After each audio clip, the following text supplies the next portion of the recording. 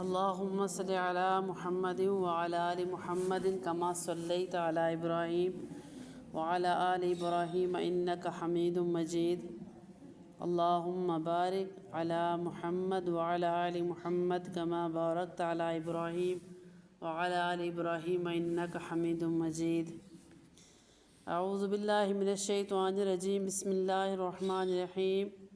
رب اشرح لي صدري ويسر لي أمري واحلل عقدة من لساني يفقهوا قولي رب زدنی علما. الحمدللہ رمضان مبارک کا 27 روزہ 19 روزہ 20 20 روزہ ہے اور پارہ چونکہ 27 ہے. تو اللہ تعالیٰ کا شکر ادا کرتے ہیں جس نے ہمیں اپنی کتاب کو سمجھنے کے لیے اکٹھا فرمایا ہے. اللہ تعالیٰ سے دعا ہے کہ عمل کی توفیق عطا فرمائیں. رمضان مبارک کی اس مبارک گھڑیوں میں اس ادنا سی کوشش کو اللہ تعالیٰ ہمارے لیے ذریعہ نجات بنائیں. آج 27 پارہ سورہ زاریات سے شروع کرتے ہیں. سورہ زاریات کہتے ہیں بکھیرنے والیاں یعنی ہوائیں.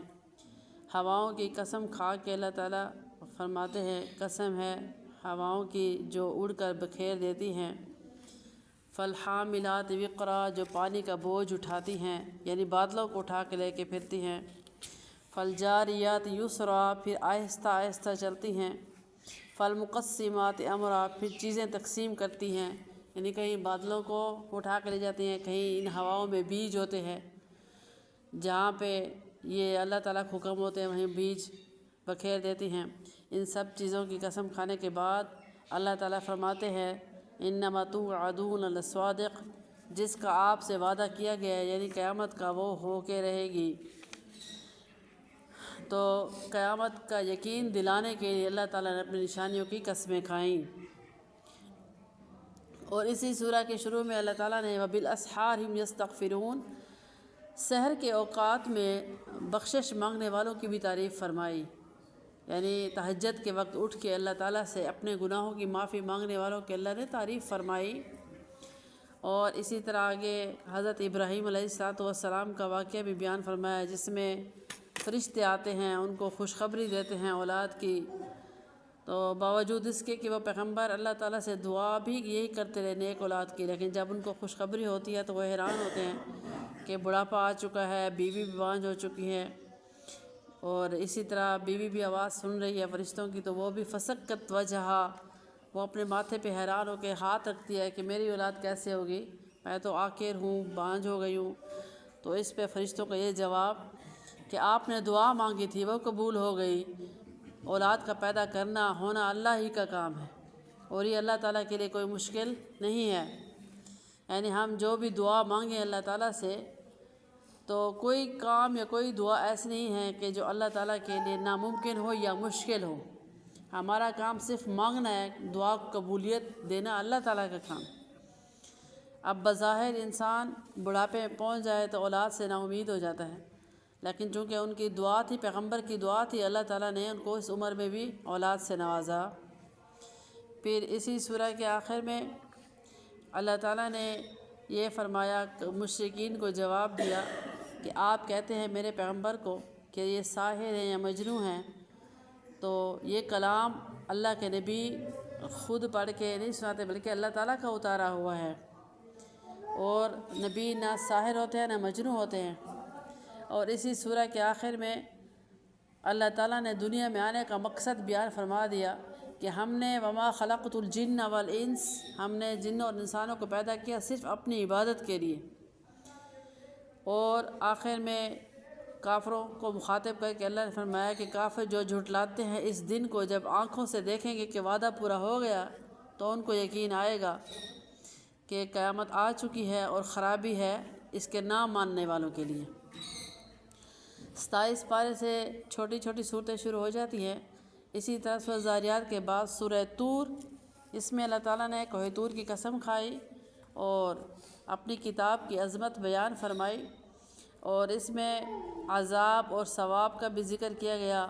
اسی طرح مشرکین کا ذکر اور مومنین کی تعریف اور ان کو ان کے جوابات اللہ تعالیٰ نے بڑے احسن طریقے سے دیے مشرکین کو جواب نبی اکرم صلی اللہ علیہ وسلم کے ذریعے، جس میں اللہ تعالیٰ یہ بھی فرماتے ہیں اسی سورہ کے آخر میں کہ وَاصْبِرْ لِحُکْمِ رَبِّکَ، اے نبی صلی اللہ علیہ وسلم آپ صبر کرتے رہیں، اللہ کا حکم ہے، آپ دیکھیں گے، آپ کی آنکھیں دیکھیں گی آپ کے سامنے ان کے ساتھ کیا حشر ہوتا ہے۔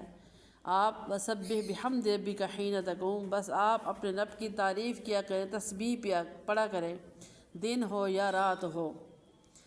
یعنی ہمیں یہ درس دیا جا رہا ہے، اللہ تعالیٰ اپنے پیغمبر کو تسلی دے رہے ہیں، اور دین پہ چلنے والے یا داعی دین، جو بھی دین کی دعوت دینے والے ہوتے ہیں، ان کو باتیں سننا پڑتی ہیں، اس سے ان کے حوصلے پست نہیں ہونے چاہیے، اپنا کام جاری رکھنا چاہیے۔ جو بھی دین کی دعوت دے رہے ہیں جس بھی شعبے کی، ان کو اپنا کام جاری رکھنا چاہیے، کیونکہ باتیں تو پیغمبروں پر بھی ہوئی تھی، پیغمبروں نے بھی پتھر کھائے، باتیں ان کو ستایا گیا، تو اللہ تعالیٰ ان کو صبر اور تسلی کے احکامات دے کہ آپ صبر کریں، تسلی رکھیں۔ پہلے پیغمبروں کے ساتھ بھی ہوتا رہا ہے، آپ کو اجر عظیم دیا جائے گا، اپنا کام جاری رکھیں۔ سورہ نجم مکی سورہ ہے، نجم کہتے ہیں ستارے کو، اور اس میں اللہ تعالیٰ نے ستاروں کی قسم کھا کے یہ فرمایا کہ کبھی بھی پیغمبر کو یہ نہ کہو کہ قرآن نعوذ باللہ باطل ہے یا پیغمبر باطل ہیں، بلکہ دونوں برحق ہیں۔ جو بھی پیغمبر فرماتے ہیں ان هو الا وحی یوحیٰ، وہ اللہ تعالیٰ کی طرف سے وحی ہوتی ہے، خود سے نہیں فرماتے، بلکہ اللہ تعالیٰ جو ان کو کہتے ہیں وہی فرماتے ہیں۔ اور اسی طرح معراج کے واقعے کا بھی سورۃ النجم میں اللہ تعالیٰ نے کچھ نقشے بیان فرمائے ہیں کہ ہم نے معراج میں اپنے حبیب صلی اللہ علیہ وسلم کو کیا دکھایا، بہت بڑی بڑی نشانیاں دکھائیں۔ وَلَقَدْ رَآهُ نَزْلَةً أُخْرَىٰ عِنْدَ سِدْرَةِ الْمُنتَهَىٰ، سدرۃ المنتہا ایک بیری ہے 7ویں آسمان پہ، جہاں پہ اللہ کے نبی صلی اللہ علیہ وسلم وہاں پہنچے تو اللہ تعالیٰ نے ان کو عجیب و غریب مناظر دکھائے جو کسی بھی نبی کے حصے میں نہیں آئے تھے، یہاں تک کہ حضرت جبریل امین جو آپ کو سفر میں آپ کے ساتھ رہے، ایک مقام ایسا آیا کہ حضرت جبریل امین نے بھی کہا کہ آگے آپ جا سکتے ہیں، مجھے اجازت نہیں ہے۔ تو ہمارے نبی کا یہ مرتبہ و مقام ہے کہ اللہ تعالیٰ نے ان کو بالکل بنفس نفیس اپنی زیارت کرائی، اور جس کا ذکر مختلف مقامات پہ قرآن پاک میں پیچھے بھی آیا ہے، اور سورۃ النجم میں بھی۔ سورۃ النجم میں اللہ تعالیٰ نے توحید بیان فرمائی اور فرمایا کہ کیا انسان نہیں دیکھتا کہ اس کو پیدا کیا گیا ہے ایک انسان سے، اور پھر یعنی حضرت آدم علیہ السلام سے، اور پوری دنیا کو اللہ تعالیٰ نے اس سے بھر دیا، اور ہر انسان کا جو وسیلہ ہے دنیا میں آنے کا وہ اس کے والدین ہی ہوتے ہیں، دنیا میں آنے کا وسیلہ والدین ہی بنتے ہیں۔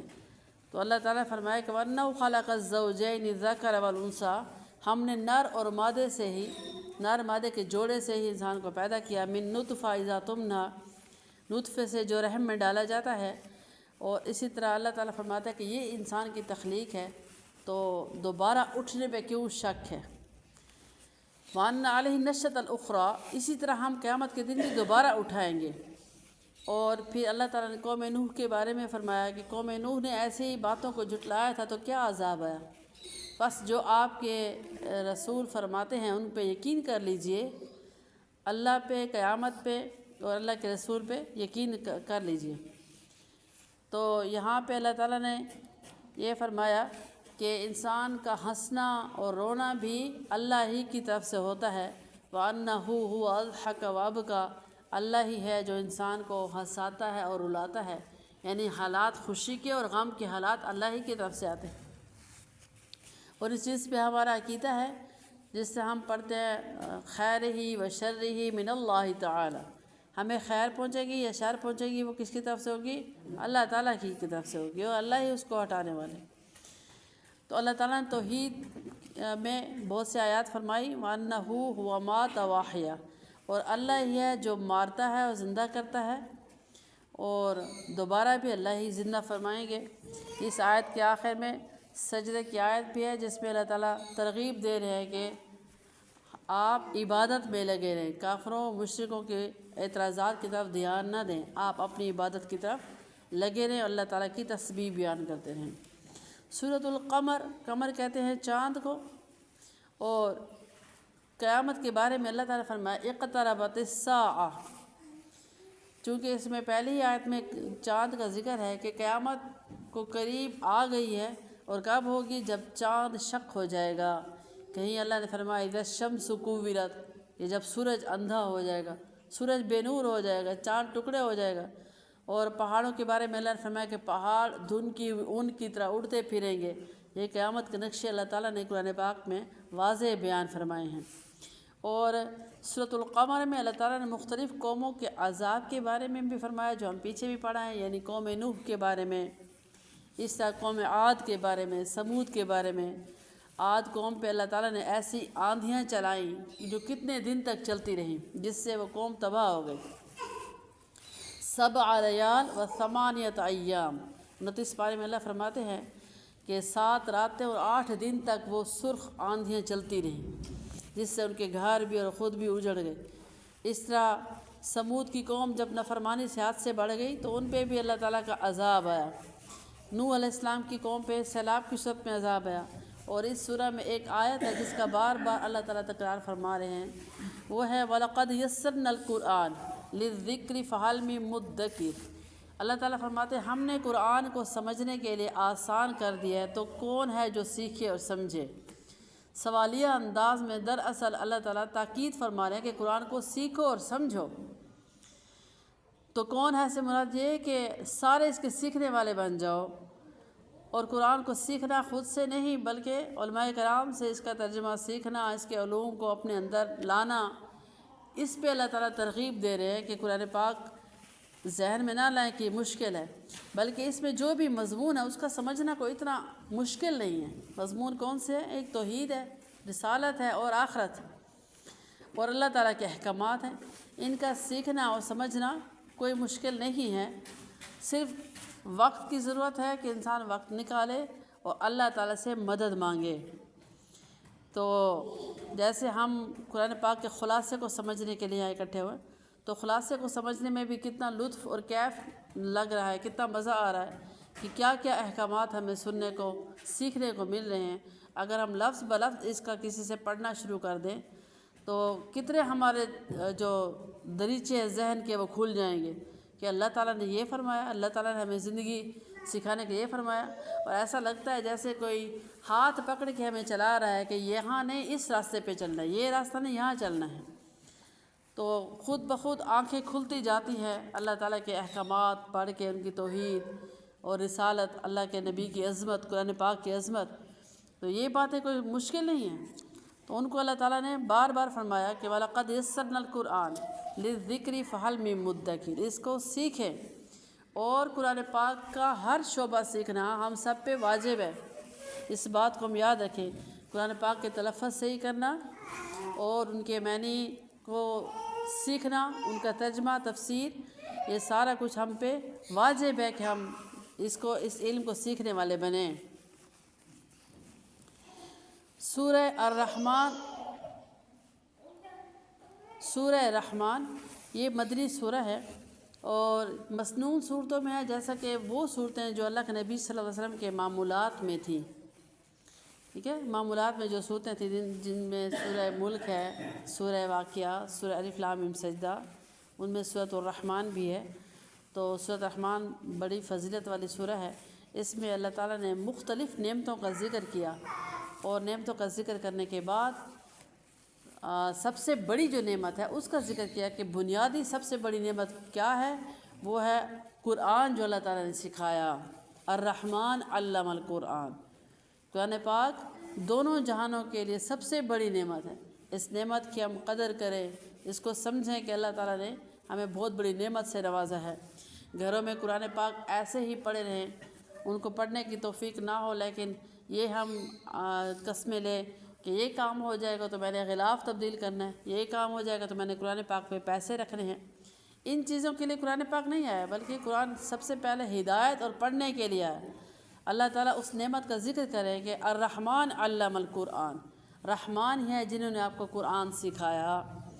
ہماری کیا توفیق تھی، ہماری کیا ہمت تھی، جیسا کہ حدیث شریف میں آتا ہے کہ 70,000 سال پہلے جب کائنات نہیں بنی تھی تو اللہ تعالیٰ نے سورہ طٰہٰ کی تلاوت فرمائی، سورہ طٰہٰ کی جب تلاوت فرمائی تو جو فرشتے تھے انہوں نے سنا کلام، تو اللہ تعالیٰ سے پوچھا کہ آج سے پہلے آپ نے کبھی یہ کلام نہیں تلاوت فرمائے، یہ کیا آپ پڑھ رہے ہیں؟ تو اللہ تعالیٰ نے فرمایا کہ یہ میرا ہی کلام ہے، اور جب 1,24,000 کم و بیش انبیاء آئیں گے تو آخری نبی جو دنیا میں آئیں گے ان پہ یہ کتاب نازل ہوگی۔ تو فرشتوں نے بڑا جھوم کے کہا کہ کیا ہی مبارک زبانیں ہوں گی جو یہ کلام پڑھیں گی جو آپ پڑھ رہے ہیں، اور کیا مبارک سینے ہوں گے جو اس کلام کو اٹھائے پھریں گے۔ تو الحمدللہ جس امت پہ فرشتوں نے رش کیا تھا اور ان زبانوں کو مبارک کہا تھا، تو اللہ تعالیٰ نے ہمیں اس امت میں داخل فرما دیا ہے کہ ہم ہی آخری امت ہیں جن پہ قرآن پاک نازل ہوا۔ اللہ تعالیٰ نے ہمیں اپنی کتاب سے نوازا۔ اب آگے ہمارا کام ہے کہ اس کو پڑھیں، سیکھیں، اس پہ عمل کریں، اس کے ساتھ رشتہ مضبوط کریں، تاکہ کل قیامت کے دن یہ ہمارا شافع بنے قرآن پاک۔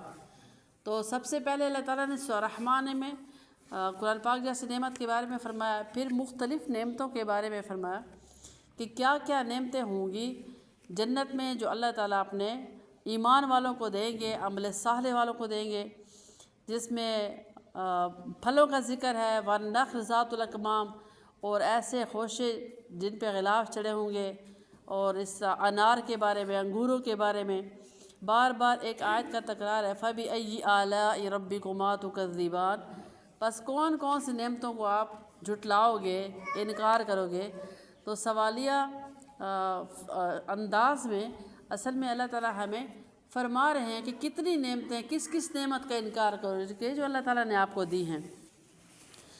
اسی طرح نعمتوں کا بھی ذکر ہے جنت کی، خاص طور پہ جنت کی نعمتیں، اور پھر جہنم کا بھی ذکر ہے کہ ہذہ جہنم التی یکذب بہا المجرمون، یہی وہ جہنم ہے جس کو مجرم لوگ نہیں مانتے تھے کہ کوئی بھی ایسا کام نہیں ہے جو ہم کریں تو ہم سے کوئی پوچھ ہوگی، بلکہ جس دن کو انہوں نے جھٹلایا اسی دن ان کو وہ جہنم دکھائی جائے گی اور ڈالا جائے گا کہ یہی وہ دوزخ ہے جس کو تم نے انکار کیا تھا، جو تمہارا یہی مقام ہے۔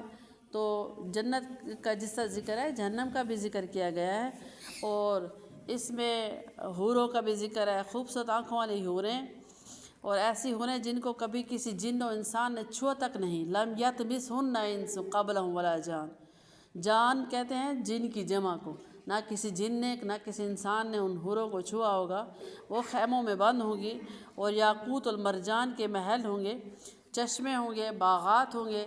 یہ جنت کے مناظر اللہ تعالیٰ نے اس سورہ میں بیان فرمائے ہیں، اور ایک آیت ہے اس میں جس میں اللہ تعالیٰ نے فرمایا کل من علیہا فان، ہمیں یہ یقین دلانے کے لیے کہ جو کچھ بھی دنیا میں ہے وہ سب کا سب فانی ہے۔ وَيَبْقَى وَجْهُ رَبِّكَ ذُو الْجَلَالِ وَالْإِكْرَامِ، جو باقی رہے گا وہ تمہارے رب کا چہرہ ہے، بڑی عظمت والا، اکرام والا۔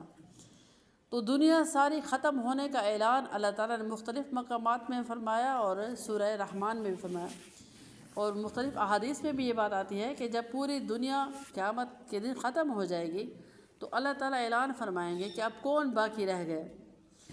دنیا ختم ہونے کے بعد ایک دوبارہ جو سر پھونکا جائے گا وہ اٹھنے کا ہوگا، یا کہ جب ایک سر، پہلا سر جب پھونکا جائے گا جس پہ ساری کی ساری کائنات ختم ہو جائے گی، تو اللہ تعالیٰ کا اعلان ہوگا، فرشتوں سے پوچھیں گے، تو فرشتے کہیں گے یا اللہ صرف آپ بچے ہیں اور باقی آپ کے عرش کو اٹھانے والے فرشتے۔ تو اللہ تعالیٰ فرمائیں گے کہ جب سب کی موت ہے، سب نے ختم ہو جانا ہے، تو فرشتے بھی ختم ہو جائیں، تو اسرائیل علیہ السلام ان فرشتوں کی بھی روح قبض کر لیں گے۔ تو پھر اللہ تعالیٰ فرمائیں گے کہ اب کون رہ گئے؟ تو اسرائیل علیہ السلام فرمائیں گے یا اللہ آپ باقی ہیں ان میں۔ تو اللہ تعالیٰ جو حضرت اسرائیل علیہ السلام ہوں گے ان کو بھی اللہ تعالیٰ اپنے حکم سے کن سے ختم فرما دیں گے، کیونکہ سب کی موت ہے، کس نے بھی باقی نہیں بچ رہا۔ تو یہ وعدہ اللہ پورا فرمائیں گے وَيَبْقَى وَجْهُ رَبِّكَ ذُو الْجَلَالِ وَالْإِكْرَامِ، کہ باقی رہے گا اللہ تعالیٰ جو کہ عزت والا۔ تو اس میں اللہ تعالیٰ نے سورہ الرحمن کی فضیلت بھی بہت زیادہ ہے، احادیث میں صبح کے ٹائم تلاوت کرنے کی، اور مختلف مقاصد کے لیے بھی، حاجات کے لیے بھی اس کو پڑھا جاتا ہے، اور اس میں اللہ تعالیٰ نے بار بار اس بات کا اعلان فرمایا کہ اللہ تعالیٰ کی کس کس نعمت کو آپ جھٹلائیں گے۔ آگے سورہ واقعہ، یہ بھی مسنون سورہ میں جس کو پڑھنے کا معمول اللہ تعالیٰ کہ نبی صلی اللہ علیہ وسلم نے فرمایا، اور اس کو رزق کی کشادگی کے لیے بھی ایک وظیفہ مجرب بتایا جاتا ہے، بچیوں کے نصیب کے لیے بھی۔ حضرت عبداللہ ابن مسعود رضی اللہ تعالیٰ عنہ کو اللہ کے نبی صلی اللہ علیہ وسلم نے فرمایا کہ آپ اپنے گھر میں جو بچیاں ہیں ان کا یہ وظیفہ بنا لیں، وہ پڑھا کریں، تو اس سے یہ معلوم ہوتا ہے کہ یہ بچیوں کے اچھے نصیب کے لیے بھی بہت مجرب وظیفہ ہے۔ بچی کو کوئی چیز دے دے، اس کو خاموش کر بچے کو۔ تو سورہ واقعہ کہتے ہیں کہ قائم ہونے والی، یعنی قیامت کے بارے میں ہے کہ قیامت ضرور قائم ہوگی۔ اللہ تعالیٰ فرماتے ہیں کہ جب واقعہ ہونے والی تو اس میں کیا ہوگا، شدید قسم کا زلزلہ ہوگا، اور زمین کے پھٹنے کا ہے، ریزہ ریزہ ہونے کا ہے، اور غبار اڑنے کا، یہ نقشے پیش کیے گئے۔ تو یہ نقشہ پیش کیا گیا قیامت کے دن کا، اور 3 قسم کے گروپوں کا ذکر ہے۔ قیامت کے دن 3 گروپ بن جائیں گے اس امت کے، ایک اصحاب الیمین، اصحاب الشمال، اور تیسرا ہے مقربین کا۔ مقربین اصحاب الیمین کی ہی ایک قسم ہوگی۔ اصحاب الیمین وہ ہوں گے جن کو دائیں ہاتھ پہ اعمال نامے ملیں گے، ٹھیک ہے۔ اصحاب الشمال وہ ہوں گے جن کو بائیں ہاتھ پہ ملے گا، وہ روتے پھریں گے۔ یہ پہلے ایک ٹکٹ ہوگی، اس سے معلوم ہو جائے گا کہ جنت میں کس نے جانا ہے اور جہنم میں کس نے جانا ہے۔ اور مقربین وہ ہوں گے جو اللہ تعالیٰ کے بہت قریبی قرب والے ہوں گے، اللہ کے بہت پیارے پرہیزگار متقی، تو ان کا ذکر کیا گیا۔ اور جنت کا یہاں بھی ذکر کیا گیا۔ اللہ تعالیٰ فرماتے ہیں کہ جنت میں آپ کو ایسے ولدان ملیں گے، غلمان ملیں گے، یعنی ایک ہی عمر کے لڑکے خدمت گزار جو مشروب دیں گے، صاف شفاف مشروب گلاسوں میں، برتنوں میں جو سونے چاندی کے ہوں گے۔ لا یصدعون عنہا ولا ینزفون، ایسا شربت ہوگا جس کی خاصیت ہوگی کہ جو نہ سر میں درد ہوگی، نہ اس سے کوئی ہوش حواس غائب ہوں گے، جیسا کہ دنیا میں شراب کی خاصیت ہے کہ اس سے ہوش حواس باقی نہیں رہتے۔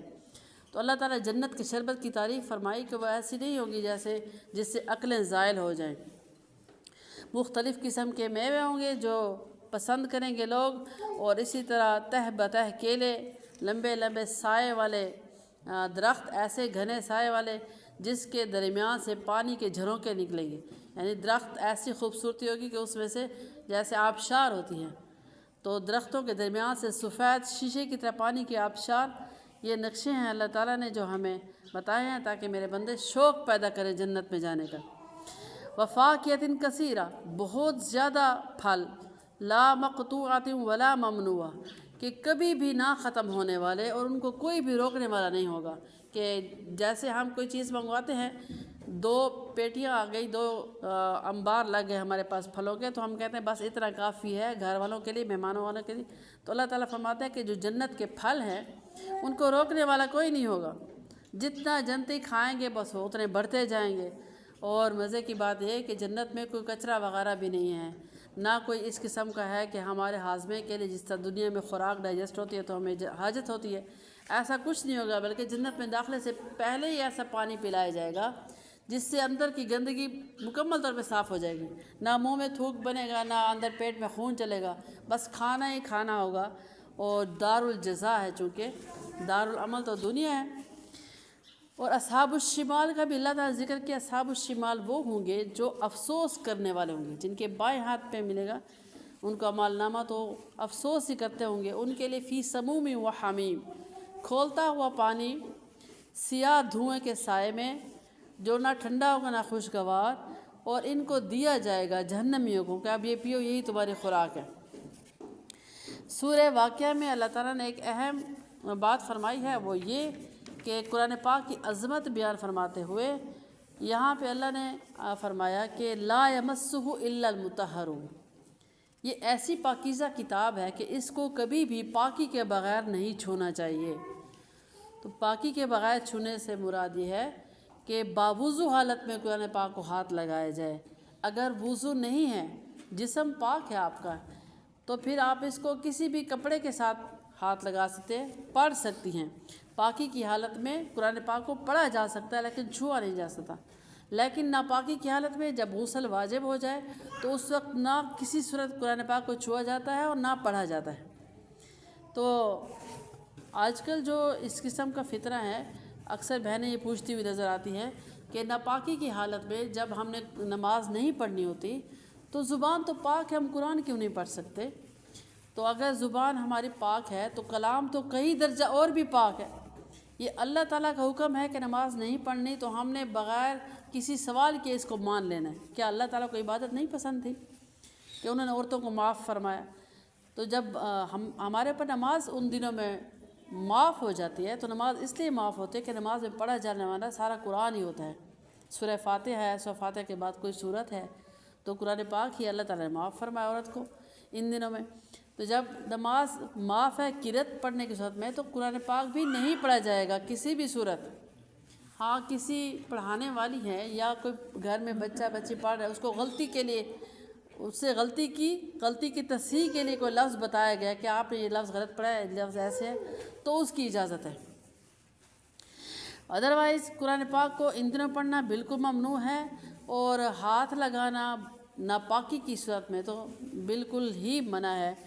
وضو کے ساتھ اس کو ہاتھ لگایا جائے۔ اللہ تعالیٰ فرما رہے ہیں تنزیل من رب العالمین، یہ اتارا گیا ہے دونوں جہانوں کے رب کی طرف سے۔